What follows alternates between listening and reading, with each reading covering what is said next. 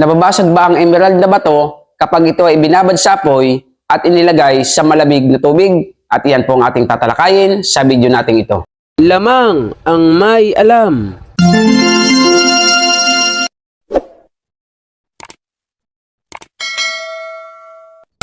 Ginto pilak ang trabaho ko, pag pilatis ng ginto, eksperto ko. Magandang panahon po sa inyo mga kaibigan ko, dito po sa ating channel, More Than Treasures. Kumusta po kayong lahat? Nawa po ay nasa mabuti kayong kalagayan at lagi pong ligtas sa anumang sakit at karamdaman. Sa video po natin ito ay ating tatalakayin at bibigyang kasagutan ang katanungan ng isa nating masugid na taga-subaybay na si Jajet Bautista.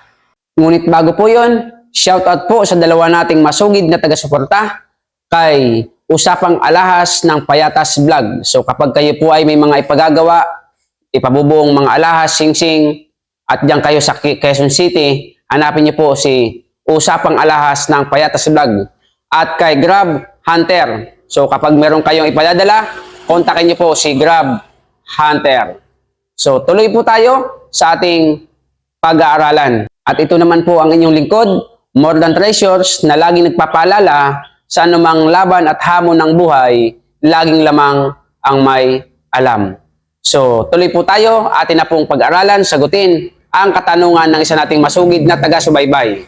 Ang sabi niya ay ganito: Lodi, pakisagot naman, yung emerald ba ay pag inapuyan tapos pag nilublob sa malamig na tubig ay nagka-crack ba?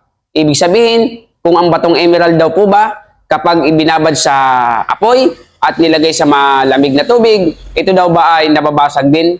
Yung isa naman, kung nai-scratch daw ba o nagagasgasan din ang batong emerald. So ilang beses na po ito nagtanong ang ating kaibigang ito. Nais ko pong malaman nyo mga ka-More Than Treasures, sa lahat po ng nanonood at makapanonood nitong ating video, ang emerald po ay isa pong klase ng bato na may halaga. Ngunit hindi po ito kasing halaga o kasing mahal ng diamond. Hindi po ito kasing tikas ng diamond. Kahit na po yung emerald ay nilalagay po sa singsing or sa alahas, hindi po niya kayang pantayan ang kalibre o kalidad ng isang diamond. Dahil po ang diamond ay may pinakamataas na heat resistance. Ibig sabihin, kaya niya pong labanan ang lahat ng uri o taas ng temperatura ng init. Ngunit ang emerald po, wala po itong heat resistance. Hindi po niya kayang labanan ang sobrang init. Kaya po kapag ang emerald ay ibinabad mo po sa napakainit na apoy, blue fire. Blue fire is the hottest fire. Ibabad niyo po ng kahit ilang minuto. Bahala na kayo kung ilang minuto o oras. At saka niyo po ilagay sa malamig na tubig. Yan po talaga ay mababasag. Sapagkat hindi po yan kasing tikas ng diamond. Hindi po yan kasing tibay ng diamond. At higit sa lahat, hindi po yan kasing mahal ng diamond.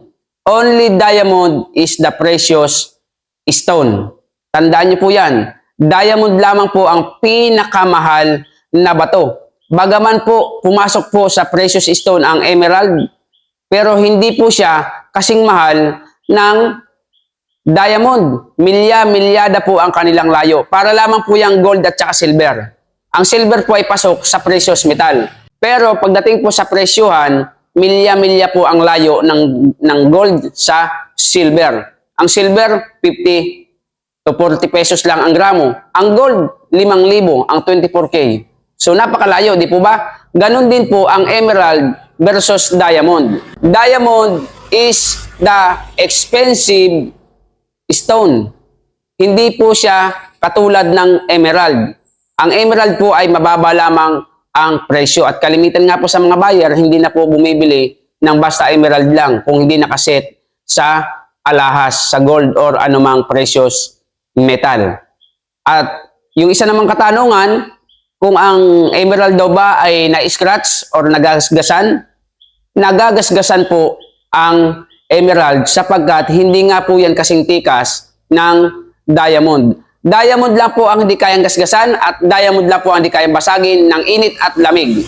The rest, lahat po ng katulad niyang bato, kaya na pong basagin ng init at lamig. So nawa po sa katanungan ng ating mga taga-subaybay ay nasagot po natin ng malinaw na only diamond, yan lamang po ang pinaka matigas at pinaka matibay na bato at hindi kayang basagin ng init at lamig at hindi po kayang gasgasan. Pero yung mga kasunod niya, sapphire, kahit na po yan ay madulas, yan po ay nagagasgasan maliban lamang sa diamond. Kaya po kapag meron kang emerald, huwag nyo na pong pagtangkaan na ito ibabad sa mainit na apoy at ilagay po sa malamig na tubig dahil mababasag yan. Huwag nyo na pong pagtangkaang lihahin dahil yan po ay masisira talaga kapag yan po ay emerald. Yang emerald po ay kulay green na bato na kamag-anak po ng diamond pero malayong kamag-anak na po yan dahil hindi po yan kasing tikas nga ng diamond. So sa mga bagong dating, kung nagustuhan niyo po ang ating channel, paki-subscribe kung hindi ka pa nakasubscribe.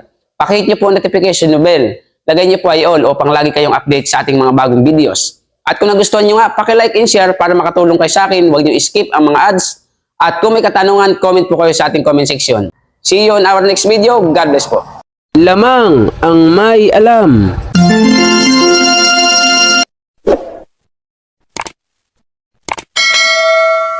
Ginto pilak ang trabaho ko. Pag pilates ng ginto, eksperto ko. Kung sa mga kabisado ko, alam ko ang peke at totoo. Ako ay isang masayang ng ginto. Alam ko ang tunay at totoo. Kung usapan ay alas lang, yan ay kaya nating patunayan. Ako ay alahero at asayer ng ginto. Alam ko ang tunay at totoo. Walang maitatago kung usapan ay ginto. Pagkat ang alahero'y eksperto sa ginto. Mayroon ngayong bagong pauso. Mahal daw ang bariyang 10 piso. 2001. Ang iba naman ay 5 piso. Ang iba ay 20 peso, lagpas kwelyo. Kung sila'y inyong tawagan, chat at kahit reply, wala man lang. Pagkat ito ang katotohanan. Sa usapang barya, sila'y walang alam. Ginto pilak ang trabaho ko. Pag pilates ng ginto'y eksperto ko. At kung sa mga tatak ay kabisado ko, alam ko ang peke at totoo.